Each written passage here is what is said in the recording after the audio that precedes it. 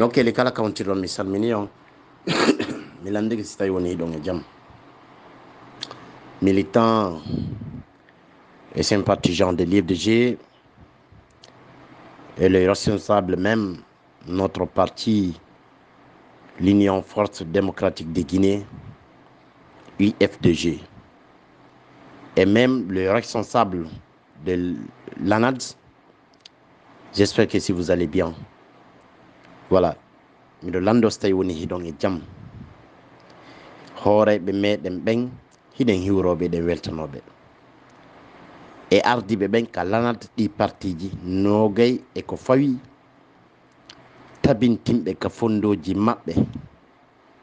haray ko matum Cellou Dalein Diallo wona président de la république yo Allah ɓanto fimon yo Allah ɓooyi on e dartanagol gonga yo Allah waɗu kadi haray golleji moɗon ɗin wona yingo wonɗon ɗi waɗirde ko ɗum waɗi jama lagine on no weltana on tawde haray meɗen jogiti sikkitare molantede ene ko golleji moƴƴi wonɗon wadde on jam fata ko président Cellou Dalein Diallo. Nous sommes très fiers de vous les responsables du l'ANAD. Oui, parce que l'ANAD donno holli hi Dalein wona mo leñol jo ɗum ɗon no holli jama lagine on feccere ɓurde ɗudde nin fuu hino wondi ene e président Cellou Dalein Diallo. Miɗe weltani on musidɓe ka mouvement l'IFDG Koundara international ko ɓiɗɗo moɗon on wonɗon jentade monsieur Baylo IFDG Koundara international en arta e seeɗa e jantagol situation terrain on no fewdori noon yer ha ka famuɗen ɗon mais ɗon andi wona komi humpitoto kon fof mi wata en yewtude e surtout ka sengo social ji kaarijo no barmina o kaarijo no waɗa ɗum ɗo e ɗum ɗo walla denna bo no ekkitorɗo ɗum ɗo kaarijo ɗo heɓana donc wona toon ko fi politique mi ɓurta yewtude en fino jama on wawira famirde ko honno woni no fewdorɗen ko en fait ara noon ɗum en yaray ka sengo ɓe yeruɓe men ardi ɓe leydi fendo o saayi ɗo ni ɓe Allah jolni doole jonni feere kadi wi yoɓe ardo lagine kono noon haray ko wattangol yila si Allah ɓanti fima o jonnima pehe ha o ɓanti fimaɗa ko ya weltanamo welnana ɓe o waɗiri sabu fi yo o ɓantuma sabu fi yo o ɓanto on ɓen welnana ɓen wewlura ɓen nanana ɓen jaɓana ɓen ɗum woni jama lagine on haray kaka CNRD wonɗen yarde musidɓe ka mouvement l'IFDG Koundara international en idoray les informations mo anda ɗon hoore mon mo sakkiti ɗen par ce que hakkille ɗen fof kaka CNRD woni hakkillaji amen ɗin ma hakkille an ɗen min par ce que tagaɗo yo ñaawu hoore mum yo ñaawu ko wondi ko ma ko no woni waɗirde noon ta ñaawu woɓɓe goo en fait min hakkillan ɗen fof kaka CNRD woni ko honno ɓe woni wadde ko honno ɓe faala wadde mi wollanay ɗum ɗon peuple de Guinée on e wonɓe lan heɗitade ɗen haray Mori Kondé mo andan ɗon hoore mon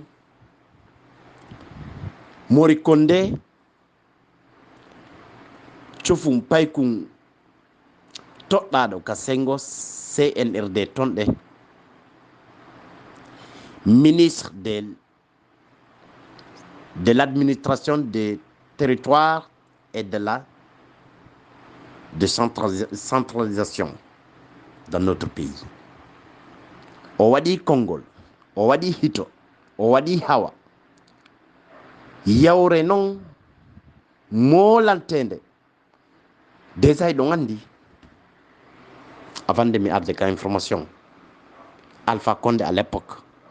buyno wiide mi terto Alpha Condé maayi mon frère ka feetuɗo wonɗo la wiide ɗum gon ko ɗum ɗum watama conter manan ko d'abord haray ka communication kanko Mori Condé haray wonon ko gila ñande 16 août ha ñande 15 septembre 2022 woni ko fuɗɗoto mission makko haray ko ɗum woni no min humpitori arten e yewtugol piji ɗin ka leydi men e yaray ka sengo FNDC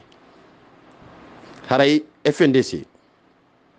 CNRD ɓe holli FNDC déppinten manan effacama few ka leydi men ɗum ɗo noon waɗi yewtereji buyi hay gollayɓe ka CNT ton komin humpiti ha yahay ɓe yimɓe nayo surtout wona o avocat jo monsieur Traoré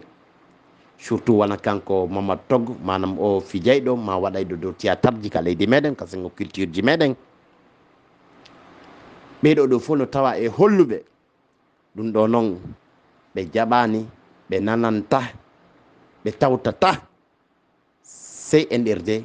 ko ɓe holli kanko Mori Condé ko holli haray FNDC effacama yo efface ka leydi meɗen wo ɗum ɗo c'est inacceptable na ko jaɓete few ɓe jaɓata ɗum ɗon haray ɓe wonana kadi ɗum ɗon fimuɗum par ce que FNDC ko salndu ñiiɓu ndu wandu golleji meɗen tawa ndu ka société civile wona ɗum ɗon tum mojoɓe ɗen ka sengo société civile hay si tawi woni kala joni woduno wondunoɓe e CNRD kono kamɓe fof ko konngol gotol ɓe waɗi ɓe holli CNRD gouvernement fewndi ɗon ɗum ɗo na ko gasata ɓe jaɓata ɓe tawtanani ɓe e nde e ɓanduye ko ɓe waɗi ɗo kon faaluye maɓɓe effacugol few déjà ɓe wiɓe effaci wo haray ɗum ɗo ko fenande ɗum ɗo jama lagi noon jaɓata surtout ka sengo société civile ji men mojoɓe ɓurɓe ɓen fop min iyali e nder komin taski kon manna ɗon hoore mon tawtuɓe dey CNRD ittugol FNDC o haray noon komɓe jogui dole ɗen ko jama lagi noon ɗum yon teddungal e moɗon kadi ka sengo société civile ɓurɓe ɓen jaɓani diplomatie ɓe buy ka leydi meɗen hino holli wonandema surtout wona ceerno mo nenen bo o holli ɗum ɗo haray pellet jagguleji ɗi wonano e waɗede ɗin wo hari no fanɗi wo ɓeɓe tertiɗen ɗo ɓeɓe wonɗe newde ɗo ko kukuji molantede koye pay ko wonɗe hutade ɗo ɓe waɗay piiji hulɓinidi ko luttete fillede ka leydi men si tawi woni en huuli dartanagol haqqeji meɗen ni ceerno wona ceerno mo nenen bo e diplomatie ɓe holli koye jamma lagui noon immo daro koye ɓeydu immagol darto wo surtout ñande 17 madito koɓe noddiɗo o fiyo mo kala yo yaltu hollirame tuɓeɗe mum wo déjà ɓe nder 33 préfecture ji en duwano ko habbede ha yo wiye ɗum ɗo haray ko ɗum diplomatie ɓe buyi woni ko holli wona no famiro noon ka mouvement libre de jeu pundar international CNRD noon no menasude hiɓe continue ɓe menasude haray kanko surtout porte parole gouvernement de la transition Ousmane Gawal Diallo holli ka tigi tigon kala ɓe accata aduna laamu no weeli so yimɓe so bayli noon deƴƴiti tanjigo tawa yiite ngemi jogi tigui en ka ɓerde mi wata yewtude wona mawnitinare les gars Ousmane Gawal Diallo wondunoɗo à 100% tambitinoɗo FNDC o holli haray ɓe newnanta ɓe jaɓanta saldu e sinca ɗum ton ka meɗen ton yo créé probléme ji o hara FNDC ko probléme woni men min nder leydi FNDC ko guere woni men min nder leydi e nder leydi ko honno noon FNDC woni ko landi hiɗon ɓuri lanɗum ɗon andude koyo dialogue waɗu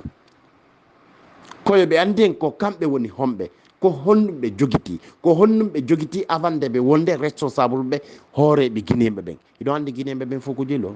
million 12 yiyata ka fammi ɗon vous comprenez donc haray ɗo ko ɓe wonta responsable ɓe million ji 12 ɗo e nder leydi yo won haray yiɗen andi ko kamɓe ko honnum ɓe jogiti avant de ɓe arde ka laamu ɓay joni ɓe ari ɓe wonani e responsable ngaluji leydi ndin ndi jeyɗen ndin ka meɗen ko kamɓe joni woni responsable muɗum fof avant ɗum fof d' abord ɓe andi en ko honno ɓe joguino ɗo e koɓe arde ɓe wona responsable ko seke ko ɗi piiji ɗo e FNDC woni ko lanniti hay hunde ala koye FNDC sattini donc même gagnant jama lagine on tigi kanko monsieur Bawuri o tawta liɓugol FNDC ɗum yon teddungal e moɗon ka mouvement des DG Koundara international arten e jantagol e situation terrain on ka meɗen